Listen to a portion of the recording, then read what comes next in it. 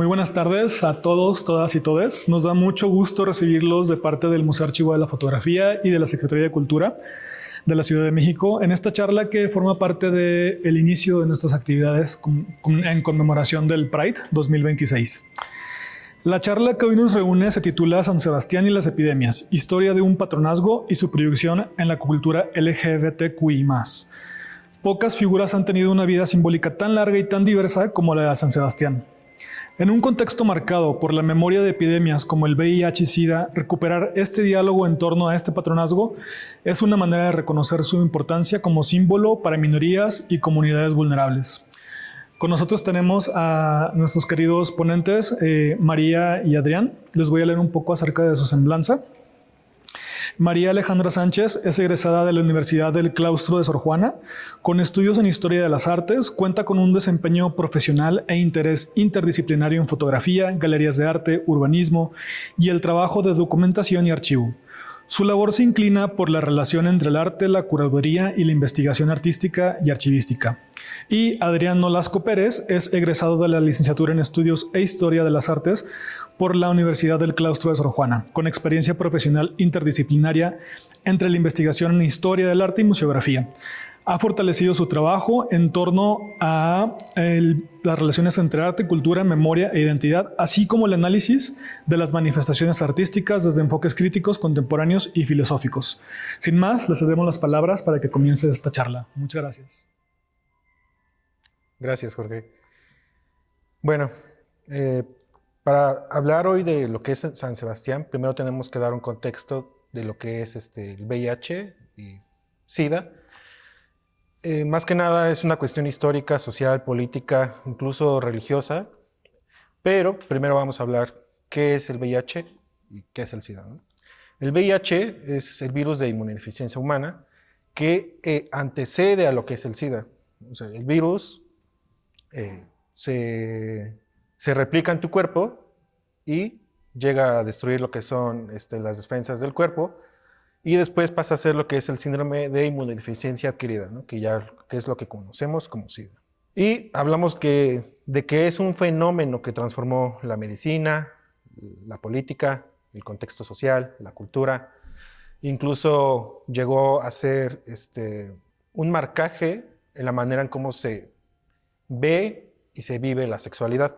Y particularmente, ¿no? se la asociaba más a comunidades homosexuales. Pero también para entender lo que es el VIH, SIDA, hay un antecedente que yo investigué que se llama, que es La Revolución Sexual, por el autor, él escribió un libro que se llama La Revolución Sexual, y el autor es Wilhelm Reich, que era un médico y psicoanalista, ¿no? Que sostenía que la represión sexual hacía que la gente se sintiera estresada, reprimida, y más que nada veía él que la liberación sexual tendría que hacerse efectiva para que no hubiera todo este tipo de problemas como morales, ¿no? Tendría que haber una revolución sexual. Aunque muchas de sus propuestas eran como debatidas por ser polémicas, él trataba de hacer esta liberación sexual. Tiempo después, en la década de los 60s, 70s, surgieron lo que son los primeros movimientos homosexuales, feministas, que llevaron la revolución sexual a que fuera más grande, vaya. Tanto mujeres como hombres homosexuales, lesbianas, empezaron a disfrutar de su sexualidad, pasando de algo moral a hacerlo más por hedonismo, por así decirlo. Es llevado al placer. ¿Y qué pasó con esto? Bueno, dado al tiempo, que son los 60, 70 y en todo el mundo, había mucho estigma hacia este tipo de liberación sexual y a la vez hacia la comunidad homosexual. Más que nada porque se veía como algo desviado y se veía como algo que no era producto de la naturaleza y también de la creación divina. Por lo tanto, hubo mucha discriminación y también hubo una gran discriminación a estos grupos. Bueno, y en México, estas transformaciones convivieron con una sociedad marcada, como ya había comentado, de valores conservadores y de una fuerte influencia religiosa. Y por eso cuando empezaron a notarse estas disidencias sexuales, surgieron las reacciones de rechazo y pues tenían mucho miedo de que el orden establecido moral afectara, más bien que esto afectara a las buenas costumbres de la moral. Y bueno, ya en los años 80 fue cuando apareció lo que es el VIH-Sida, y los primeros casos fueron en Estados Unidos, allá por los 80s, bueno, en 1980, 1981, y como no sabían de qué estaba falleciendo la población homosexual, la empezaron a apodar como el cáncer rosa o peste gay, y esto como un castigo divino. Sin embargo, como se desconocían qué estaba haciendo que la gente muriera, también se desconocían todos los modos de transmisión. Ya cuando se empezaron a hacer los estudios de esta enfermedad, pues se empezaron a dar cuenta, ¿no?, que era también en parte por la actividad sexual, cosa que pues también no fue bien vista, y empezaron como a tener todo este tipo de rechazo, ¿no?, ante la sexualidad, y sobre todo, ¿no?, empezaron a culpar a la revolución sexual y a los movimientos de las disidencias, movimientos de mujeres, movimientos de la liberación sexual, y atribuyeron todo esto como un antecedente del SIDA, ¿no? El SIDA, el VIH, fue un daño colateral por hacer caso omiso a las buenas costumbres y a las reglas divinas. Y ya en el caso de México en específico, yo estoy rescatando a Carlos Monsiváis, que él señala que el VIH-Sida no creó la homofobia, sino que más bien la hizo visible porque, como bien saben, pues la homosexualidad ha existido desde mucho tiempo, pero más que nada la crisis del VIH-Sida hizo que la homofobia se viera más marcada por estos temas del VIH-Sida, la liberación sexual, y también marcó un punto de quiebre, ¿no? Ya no solamente se discriminaba a las personas homosexuales por sus preferencias, sino que también se les discriminaba si es que llegaban a contraer la infección. Entonces era doble discriminación, ¿no?, y doble miedo hacia estas personas. En ese sentido, el SIDA funcionó como un espejo que reveló prejuicios profundamente arraigados en la sociedad mexicana.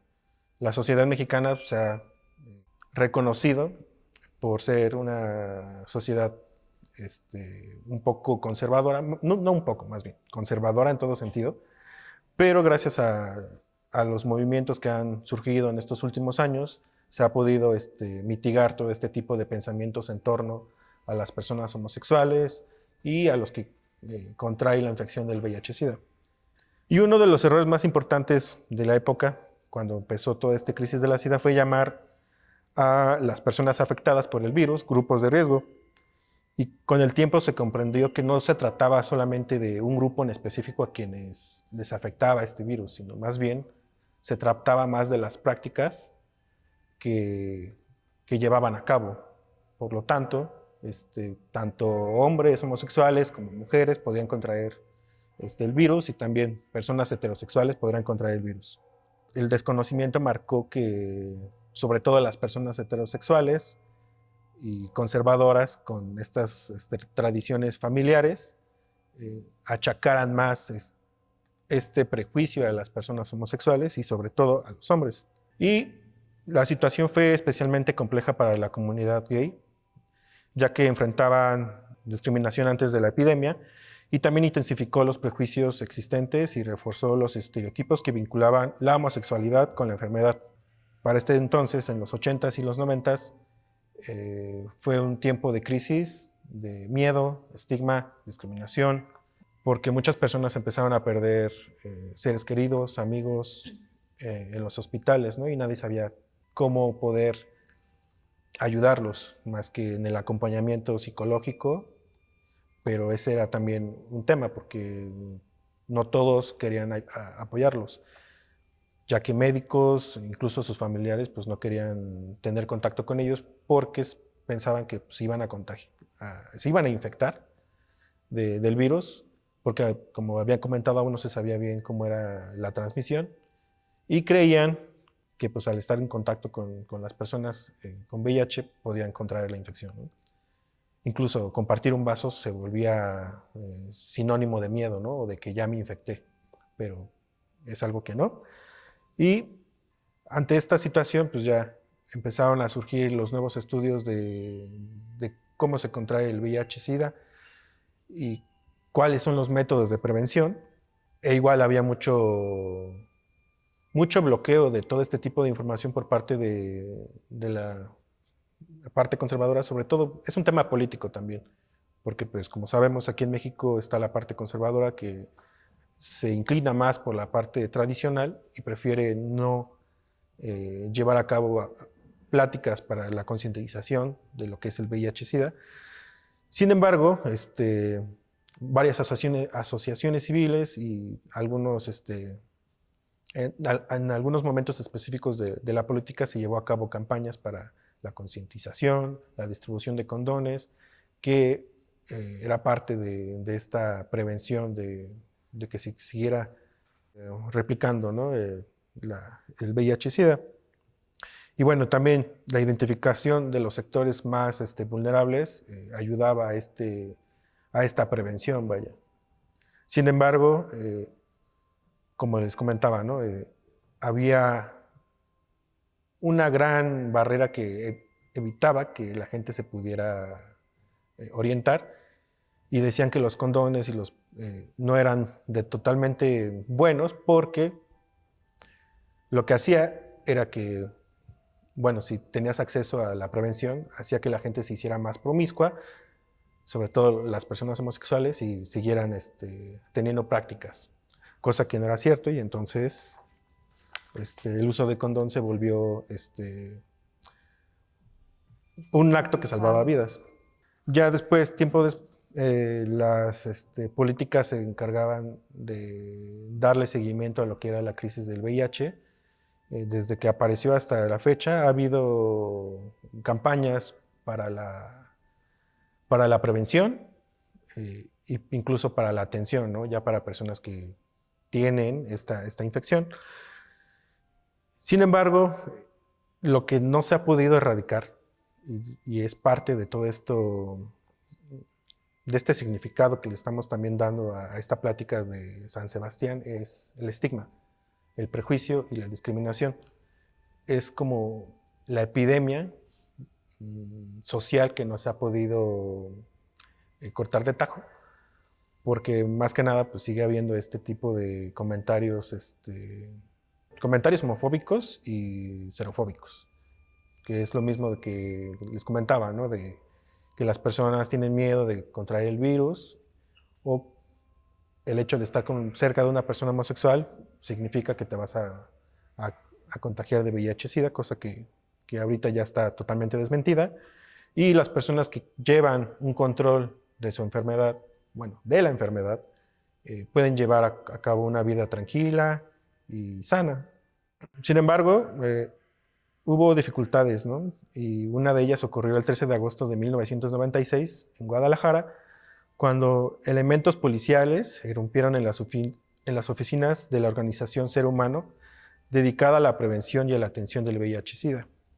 La intervención se produjo bajo la sospecha de que iba a haber un curso sobre sexo seguro para hombres homosexuales y que cubría actividades consideradas inmorales por las autoridades. Y este hecho demuestra que seguía habiendo prejuicios incluso ya a finales de este siglo, que llevó como a esta contradicción de que no siempre, de que no se estaba dando un buen seguimiento a las personas que contrajeron el VIH-Sida. Y dándole un poco de contexto en cuanto a en cuanto al cuerpo, nosotros también rescatamos a Foucault y a William Reich, que son personajes que hablaban un poco de lo que era la revolución sexual, la relación con el cuerpo, el deseo, y también cómo es que el Estado lleva a cabo un control del cuerpo, de tu biología, de tu forma de ser, y Bueno, este video que rescaté es un cortometraje, pero habla sobre cómo el VIH-Sida afecta al cuerpo de una persona. En este caso aquí, este personaje se llama Toño y hace como un documental de lo que está viviendo ya con la infección del VIH-Sida y pasa una cronología ya hasta que al final, ya hasta que finalmente graban su muerte. Sin embargo, este video se ocupó como, bueno, se habló mucho de este video allá por los 90s, 2000s y causaba miedo, más que nada por cómo era el deterioro de este personaje y muchos creían que era pues cierto, ¿no? Cosa que ya, o sea, pasó el tiempo y el mismo actor comentó que no, o sea, que era un cortometraje que lo había hecho pues nada más porque le había gustado el tema, pero que sí mucha gente como que le causaba miedo, ¿no? Y se replicó en muchos lados y eso es un medio de control y sobre todo para que las personas fueran más conscientes de la enfermedad. Sin embargo, hay algo que no, es algo que no funciona. O sea, el miedo no ayuda a garantizar que las personas no contraigan el VIH-Sida, sino más bien genera más prejuicios, genera más miedo, genera más discriminación, más estigmatización. Y es algo que se debe cambiar, sobre todo, porque como había comentado, hay una epidemia de desinformación y de discriminación, cosa que debemos cambiar. Bueno, este antecedente, en México sobre todo, lo estamos considerando más que nada porque es una manera de dar entrada a lo que es San Sebastián y cómo fue su resignificación, o bueno, cómo ha sido su resignificación con estos temas. Y sobre todo, cómo todo tiene un hilo, desde la revolución sexual, las marchas de la liberación, el feminismo, los movimientos contraculturales, la llegada de la infección y cómo llega a México y cómo estamos resolviendo estos temas. Y también lo estamos vinculando con la figura de San Sebastián, que es un santo ligado a la comunidad homosexual, que igual ayudó mucho en su momento. Bueno, justo con esto damos por iniciado la segunda parte de esta charla y me gustaría pues primeramente remontarme un poco más al siglo XIX, que si bien voy a hablar sobre el siglo XX y cómo se llegó a consolidar San Sebastián como un santo gay, es importante tomar en cuenta este tipo de antecedentes, tanto en la parte artística como también en la parte médica. Y más que algo médico como algo biológico, hablando más acerca sobre el psicoanálisis. Para empezar, pues a finales del siglo XIX se dio este movimiento llamado esteticismo, también se conoce como movimiento estético, y en este se rechazan los cánones utilitaristas de la época victoriana. Esto tomando en cuenta el contexto de la recién entrada revolución industrial, en donde, por ejemplo, las máquinas en cierto punto reemplazaban, no en su totalidad, pero sí parcialmente y de manera muy importante, la mano de obra, ya sea campesina o, en dado caso, en las fábricas, ¿no? Y con ello, pues, no solamente son las máquinas las que reemplazan, digamos que la función del ser humano en un ambiente de producción masiva, pensando que, bueno, estábamos ya en ese entonces a punto de finalizando el siglo y en el próximo se estaba dando este progreso, ¿no? Con la Primera y ya posteriormente la Segunda Guerra Mundial, pues se empieza a ver este tipo de mecanización en masa. Y por la parte artística, el esteticismo lo que busca es justamente no hacer un arte moral. Ellos decían, no tiene por qué ser instructivo de nada. El arte no tenía por qué enseñar a la gente cómo vivir, qué tipo de dogmas adquirir, qué tipo de modos estilos de vida seguir, sino que solamente se hacía arte por el mero hecho de hacer arte, el arte por el arte. Se buscaba la parte estética, la parte de la belleza extrema, ¿no? Exaltar ese tipo de de nociones, que incluso viene con Immanuel Kant, que este fue un filósofo muy importante, alemán. Él empezó a hablar sobre justamente esta bifurcación, haciendo una división entre el arte utilitario, por decir algo así, entre comillas, el arte moralino o didáctico, y el arte que era estético. Se comentaba, o sea, no tiene por qué ser, no te tiene por qué enseñar nada. Puedes nada más juzgar una obra de arte por el mero valor estético, más allá que por el moral o el instrumentalista, ¿no?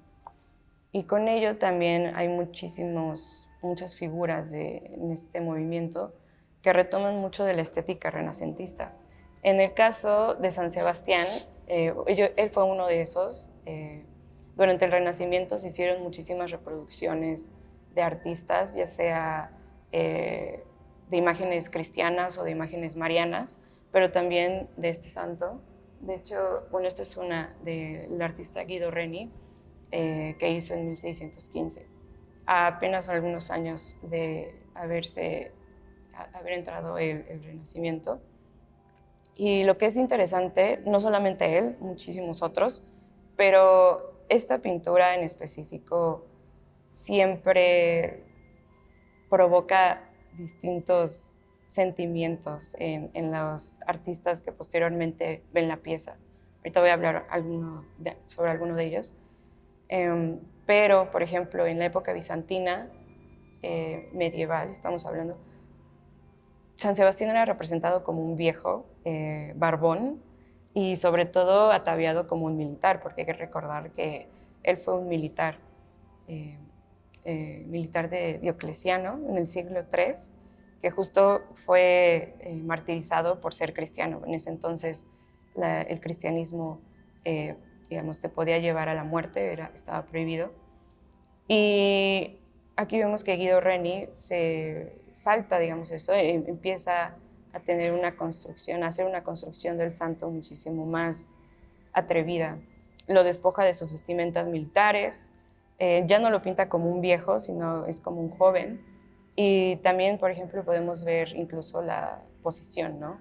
Que es una posición que podemos decir que hoy en día es muy amanerado, pero en ese entonces era algo llamado contraposto, que era prácticamente recargar un poco más del peso del cuerpo en una sola pierna, mientras que la otra se mantenía flexionada, lo cual daba esta especie de curvatura en ese al cuerpo, ¿no? Y pues con ello, muchos artistas, como ya mencioné, uno de ellos fue Oscar Wilde, empezó a retomar a San Sebastián como inspiración para sus obras. Se tiene el registro de que él vio esta pintura por primera vez en 1877, cuando tenía 23 años, y quedó pues impactado por su belleza. Tanto así que veremos cómo más adelante él mismo se hace llamar San Sebastián para escapar del estigma, digamos, porque bueno, tuvo una vida bastante tumultuosa, siendo que es llevado preso por justamente sodomía y es forzado, o más bien es condenado a trabajos forzados durante 2 años. Cuando logra salir de prisión, se muda a Francia y se hace llamar Sebastián Melmoth. Sebastián, pues obviamente por el santo, él cree que es un reflejo de lo que él sentía en ese momento, de un rechazo de la sociedad inglesa por no considerarlo, por no permitirle ser como él era. Y es cuando escapa a Francia, donde la homosexualidad sí era legal, era permitida. Y Melmoth viene de hecho de un libro que, si no recuerdo mal, lo escribió un tatarabuelo, un familiar de Oscar Wilde en 1820, que de hecho es una novela gótica, una de las últimas novelas góticas del tiempo, en donde, según la historia, se cuenta que un hombre le pide al diablo que le otorgue pues una mejor vida de la que está llevando y que a cambio de eso pues lo va a seguir toda su vida. Y de hecho, San Sebastián logra tener tanta impregnarse tanto en Oscar Wilde que empieza a escribir ciertos poemas en donde se ve cómo San Sebastián lo ha influenciado. Y uno de ellos es este, que es La tumba de Keats. Keats también fue un poeta de su tiempo, un poeta inglés que murió muy joven. Y justo lo menciona.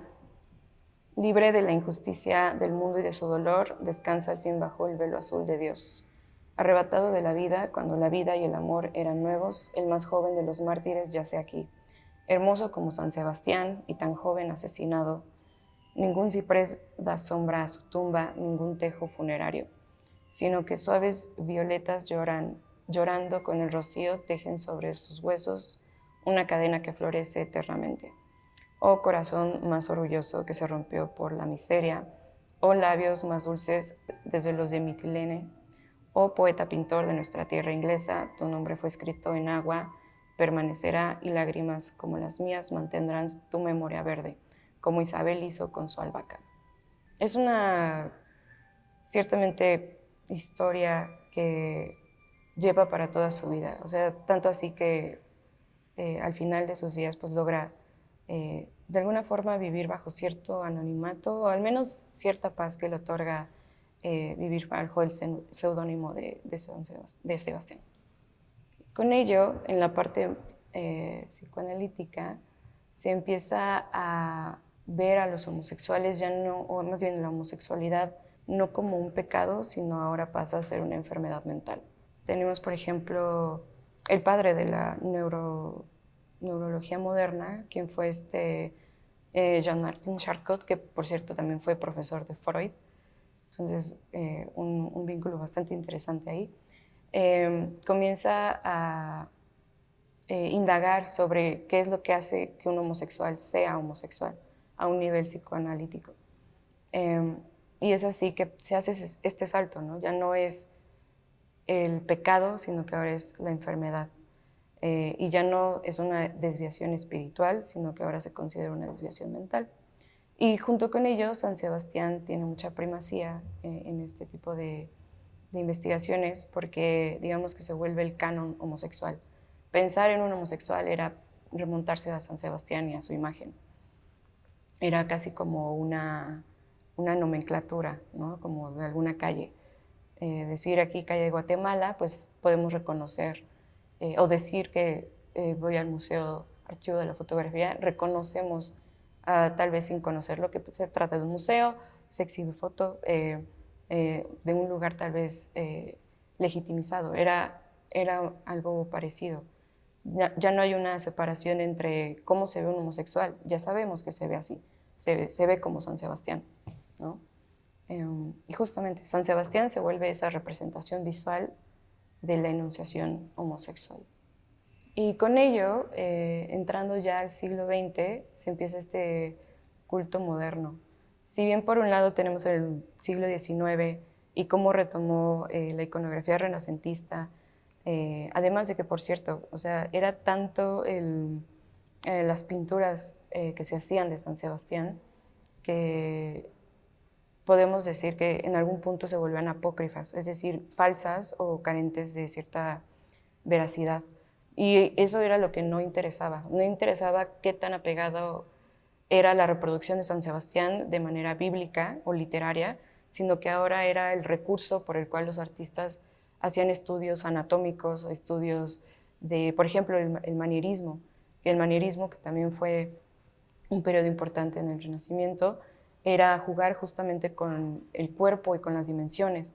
En algunos casos los cuerpos eran transformados por completo. Los cuellos o los brazos eran desproporcionados. Ya no se buscaba ese tipo de cosas, de que todo fuera hecho a la medida, sino que se abría paso a esta experimentación con la pintura. ¿Y pues por qué? Porque el cristianismo, porque los iconos cristianos, era lo que había a la mano. Bien podías tener modelos, pero la temática cristiana católica seguía siendo muy importante en la reproducción de estos artistas, ¿no? Pero bueno, era, digamos, que el pretexto para poder explorar otras formas de pintar. Y ya esto, pues justo, en las reinterpretaciones de San Sebastián en la primera mitad del siglo XX. Hay muchísimos artistas, obviamente no bastaría una sola exposición para hablar de todos ellos. Traje creo que nada más 4, pero son bastante interesantes. Este primero es un fotógrafo, no es el que está retratado, él es el modelo, pero el que hizo las fotografías se llamó Fred Hollanday. Él era un fotógrafo pictorialista. La fotografía pictorialista era de finales del siglo XIX, principios del siglo XX, en donde de cierto modo se intentaba no emular a la pintura como tal, pero sí hacer que la fotografía fuera tomada más en serio, que fuera considerada dentro del campo de las bellas artes, como lo era la pintura o la escultura. Y con ello, pues bueno, Fred empezó a experimentar en este tipo de imágenes. Y lo que es interesante es que, aunque nunca admitió abiertamente ser homosexual, su vida sí denotaba que era homosexual, tanto su vida privada como su trabajo. De hecho, hay unas imágenes muy interesantes de él, en donde se hace autorretratos como Jesús, con la corona de espinas, y de hecho se podría decir que se parece muchísimo al Jesús que vemos más constantemente, un hombre blanco con cabello largo y una corona de espinas. Y también otro rasgo que llevó a pensar que su fotografía, o que él más bien era homosexual, es que todas sus imágenes eran de hombres jóvenes en posiciones, digamos, comprometedoras y semidesnudos o totalmente desnudos. Este es su primer acercamiento a San Sebastián, su reinterpretación. Y lo que es interesante aquí, más allá de él como tal, del modelo, de la posición o de cómo esté vestido o no vestido, es también, por ejemplo, el encuadre. No es un encuadre, podremos decir que bien hecho, porque eso no era el interés. Incluso se llega a cortar ciertas partes del cuerpo. Hay otras imágenes en donde le corta toda la mitad de la frente, o donde solamente retrata.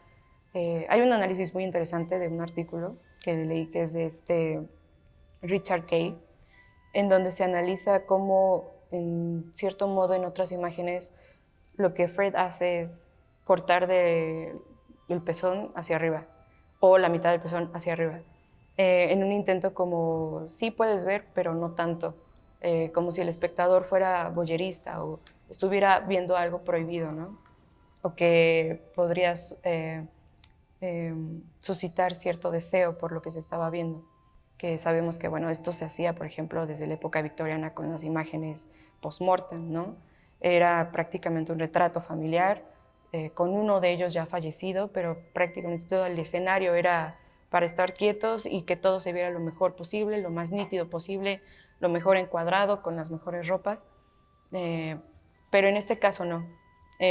Aquí tanto la posición como, por ejemplo, incluso el difuminado del lente hace que lo que se esté viendo se ponga en duda, no tanto porque no sepamos qué vemos, sino lo oculto, lo tumultuoso de la imagen, otra vez lo que podría despertar el deseo de quien esté viendo, del espectador, ¿no? Bueno, no sé si ahí lo ubican, pero Yukio Mishima fue un escritor japonés que tuvo también una vida compleja. De niño siempre fue muy enfermizo y siempre, justamente por estar, digamos, por la enfermedad, estar en su vida todo el tiempo, estar presente,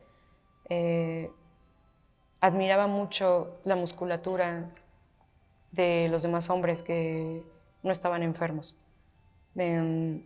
Y él comenta que cuando era adolescente sentía atracción por sus compañeros hombres, pero que era algo que sabía que no podía decir abiertamente, pero que lo sentía, ¿no? Y con ello tiene, creo que de sus libros más famosos, ¿cómo se llama? La máscara. ¿no te acuerdas? La máscara... Bueno, ahorita recuerdo, lo tengo aquí anotado. Pero en este libro, él lo que menciona es cómo el protagonista ve a San Sebastián y se masturba frente a la imagen de San Sebastián, justamente el San Sebastián que vimos aquí. El mismo que vio Oscar Wilde cuando tenía 23 años es el mismo con el que el protagonista de este libro se masturba, ¿no? Y lo comenta propiciando este deseo, diciendo, no sé qué me pasa, pero me gusta que estoy viendo. Y eso sí que, digamos, desde muy temprana edad, San Sebastián se vuelve un presidente muy importante en la vida de este escritor. Y no solo eso, sino que el hecho de que pueda reflejarse en él como un cuerpo lastimado por su martirio de que es aseteado, o sea, flechado, él se identifica justo con la enfermedad del cuerpo, pero también viendo el dolor como algo placentero. Que incluso olvidé mencionar aquí, en este tipo de imagen, esta imagen, se habla mucho de que el semblante de San Sebastián no es de dolor. Podremos incluso decir que, no sé si tampoco de placer, pero claramente no se ve dolido por lo que le está pasando. Incluso, bueno, aquí Yukio hace tiene un gesto un poco más expresivo sobre lo que le pudiera estar pasando y no necesariamente es un gesto doloroso, ¿no? Con ello, pues, siempre también va a estar marcado por este sentimiento como una pulsión de muerte, el siempre estar atraído hacia el dolor, incluso podríamos decir que hasta la parte más masoquista, ¿no? Y que, bueno, vivió un siglo muy complejo con la Segunda Guerra Mundial, los bombardeos a Hiroshima y Nagasaki. Y con ello, si no recuerdo mal, fue que en 1970, Japón sufre un intento de golpe de Estado y Yukio se ve tan impactado por ello que decide suicidarse, que le llaman un suicidio tradicional, que es algo que hacen los japoneses de desentrañarse, es decir, que se clavan, no sé si es una katana o un cuchillo convencional, pero es algo muy honorable en la cultura japonesa. Harakiri. No, ese es cuando te te cortan la cabeza. Esto creo que es seppuku, se llama. Y era algo muy honorable morir, y más por mano propia en la cultura japonesa, ¿no? Y es decir, él ya no veía el morir como algo doloroso, sino como el placer último, ¿no? Y morir por su propia mano. Con ello, también pues hay una película que creo que es la más famosa, no solo de este director, sino también de la que habla de San Sebastián, dirigida por Derek Harman. Y es interesante, siendo que aquí San Sebastián no se muestra, nunca se devela que es homosexual como tal, nunca se asume como un gay, como gay, sino que es más bien llevado a la fuerza a cometer actos homosexuales. Cuando en la película se supone que hay un jefe que es un militar que lo desea y le dice que tiene que estar con él, ¿no? Pero Sebastián no cede, y entonces este militar lo toma por la fuerza e intenta violarlo. Y es en este sentido que en este tipo de análisis también del artículo de Richard Kay, se menciona cómo San Sebastián pasa de de cometer ese acto por cuenta propia a ser él tomado a la fuerza, a volverse un homosexual a la fuerza. Y con ello hay un sexólogo alemán que es el padre de la sexología, que se llama Magnus Hirschfeld, y él intenta desde un lado más biológico intentar averiguar de dónde viene la homosexualidad, diciendo que no es el acto lo que vuelve a un homosexual homosexual, es decir, no es el tener sexo con otro hombre lo que lo vuelve a un homosexual homosexual, sino es el reconocimiento de la belleza en otro hombre. No es consumar el acto, simplemente puede ser pensarlo, y no solo pensarlo, sino desearlo, ¿no? El tener un despertar sexual, como por ejemplo lo tuvo Yukio, desde ahí se considera a alguien un homosexual, no es en el propio acto, ¿no? Y es en esto, ya pasábamos de lo que es el acto a lo que se podrá definir como una estética o como una identidad homosexual, y no solamente remitirlo a la parte del acto, ¿no?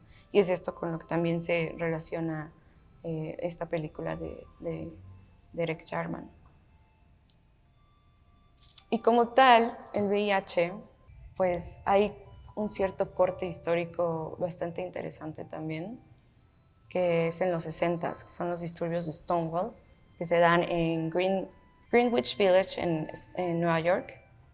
Y es que, bueno, los 60 son una década muy importante tanto para la comunidad gay como para otro tipo de minorías, desde la lucha de los derechos civiles de los afroamericanos, como de la revolución hippie, como de las marchas en contra de la guerra de Vietnam. Es decir, hay demasiada pertinencia en donde las minorías empiezan a tomar un lugar más relevante. Y es justo aquí en Green Village que empiezan estos disturbios, porque bueno, Stonewall era un bar en donde los gays y la comunidad queer en general podía reunirse sin preocuparse de más si la policía los iba a interceptar, si los iban a meter presos, si iban a ser juzgados por cómo llevaban sus vidas, porque en ese momento, tanto en los años 40 como 50, pues empieza a darse mucho esto de no se permitían gays en las playas. Si eras travesti o transexual, no te podías vestir con la ropa con la que mejor te sintieras cómodo o cómoda. Si sospechaban que eras gay, solamente con sospecharlo te podían correr de tu trabajo, te podían prohibir la entrada a la universidad. Varios estudiantes, profesores, incluso comentan que justo eso pasó, los expulsaban de estos sitios, les prohibían la entrada a ciertos establecimientos, a ciertos entornos en donde podía la gente heterosexual estar de manera libre, pero ellos no. Y es entonces que también, por ejemplo, las redadas policíacas eran muy comunes, en donde así de la nada podían llegar la policía a un bar y empezar a catear a todos, los ponían en fila en la pared, y si te consideraban o si sospechaban que podías ser transexual, por ejemplo, te llevaban al baño y te revisaban. Y si veían que si eras hombre biológico, te metían preso, ¿no? Llegó un punto también en el que la gente se empezó a hartar, y es que en Stonewall empezaron a haber este tipo de disturbios en donde se hacían marchas, la brutalidad policíaca también estaba muy fuerte. Y no solo esto, también, por ejemplo, el contexto de que si bien eran los 60, ya casi 70, aún Estados Unidos estaba muy marcado por la Segunda Guerra Mundial. Entonces el gobierno quería mantener todo bajo control, y tener todo bajo control era disminuir o neutralizar a los grupos que pudieran considerarse potencialmente peligrosos para la seguridad del gobierno o de la sociedad. Los subvertidos, los trastornados, ¿no? se mantenían a raya. Y con ello, bueno, pues todo este tipo de restricciones que ya mencioné dieron pie a que ocurrieran este tipo de disturbios. Y San Sebastián en ese momento empezaba a dejarse de lado, porque ya la gente no necesitaba acudir o rezar por un intermediario entre ellos y Dios, digámoslo así. Ya no tenían que pedirle nada a él, sino que podían tomar las riendas de su vida por mano propia. Se dieron cuenta que hacer estos actos, estas marchas, servían de algo. Entonces San Sebastián ya dejó de ser un santo, digamos como un tótem, y la gente común y corriente empezó a tomar más injerencia sobre lo que se hacía y decía con ellos. Pero pasa que, bueno, el VIH llega en los 80s y otra vez se ven apremiados porque es un virus del que no se sabe prácticamente nada. No se sabe nada y por ende no se sabe cómo contrarrestar, cómo controlar, cómo curar o cómo cuidar. Y la gente empieza otra vez a retomar a San Sebastián como ese santo salvador, en donde, por ejemplo, hay muchísimas reproducciones, esta es una de ellas, de las tantas que hay, de este artista David Wojnarowicz. Tiene obra muy interesante en donde él, por ejemplo, ocupa mucho la pintura en aerosol. De hecho, esta es una de ellas, hecha en aerosol. Y esta obra representa a su pareja, Peter, soñando con Yukio Mishima masturbándose frente a San Sebastián. Su pareja es él, el que está de verde, recostado, se supone que está soñando. Vemos a un hombre con el torso desnudo, flechado, que podríamos intuir que obviamente es San Sebastián.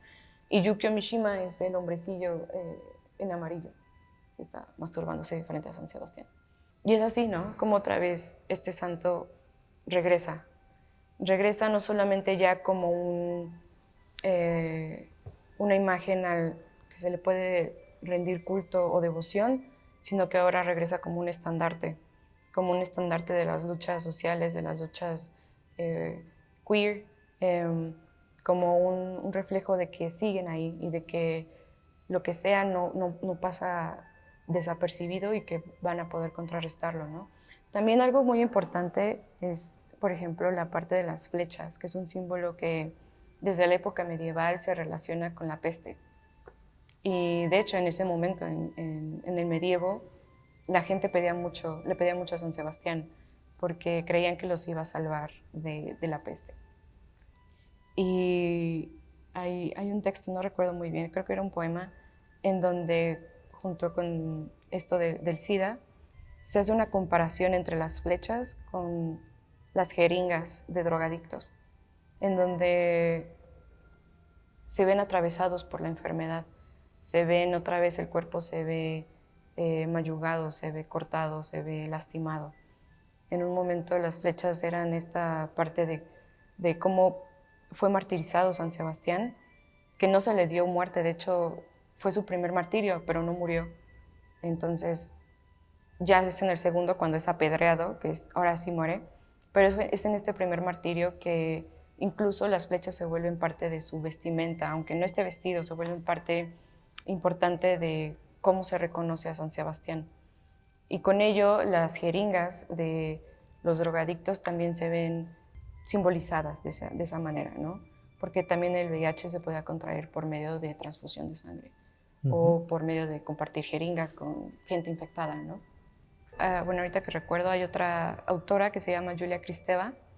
No recuerdo bien el libro que escribió, pero hay un pasaje en donde habla sobre San Sebastián y cómo ese primer martirio lo vuelve un sadomasoquista, porque no le bastó morir martirizado la primera vez, sino que regresó por más, porque le gustó que su cuerpo se viera atravesado.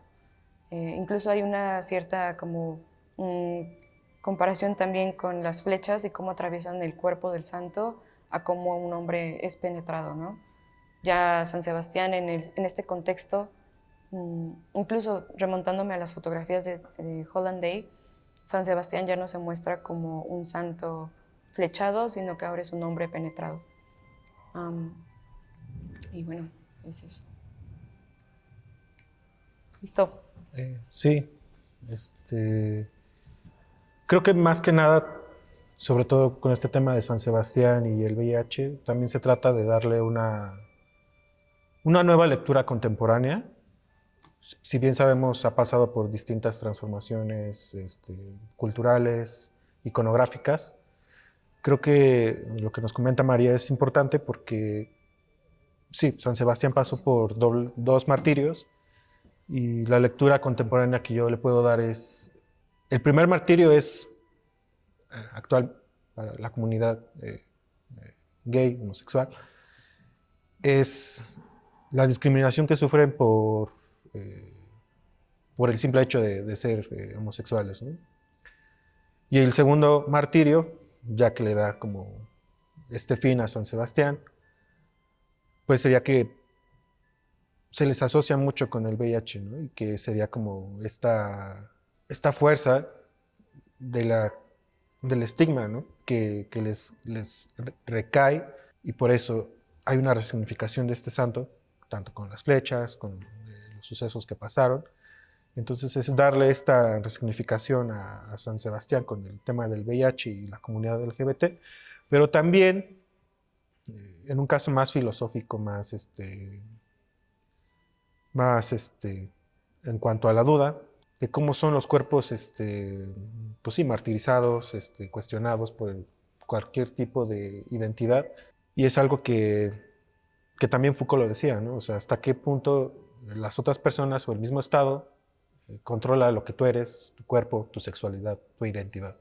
Entonces, me parece que es interesante, ¿no? Que incluso antes de que que se escribiera el libro de la revolución sexual a través de las imágenes que tú nos mostraste, María, ya había como estos antecedentes hacia una liberación sexual, ¿no? Como las pinturas de la ¿qué eran? El Renacimiento. Entonces, me parece muy interesante. Y entonces creo que la revolución sexual estuvo desde mucho más antes del siglo XX. Sí, no, incluso me acuerdo de haber investigado de que no solamente del Renacimiento, sino que también se daban muchas representaciones incluso anteriores.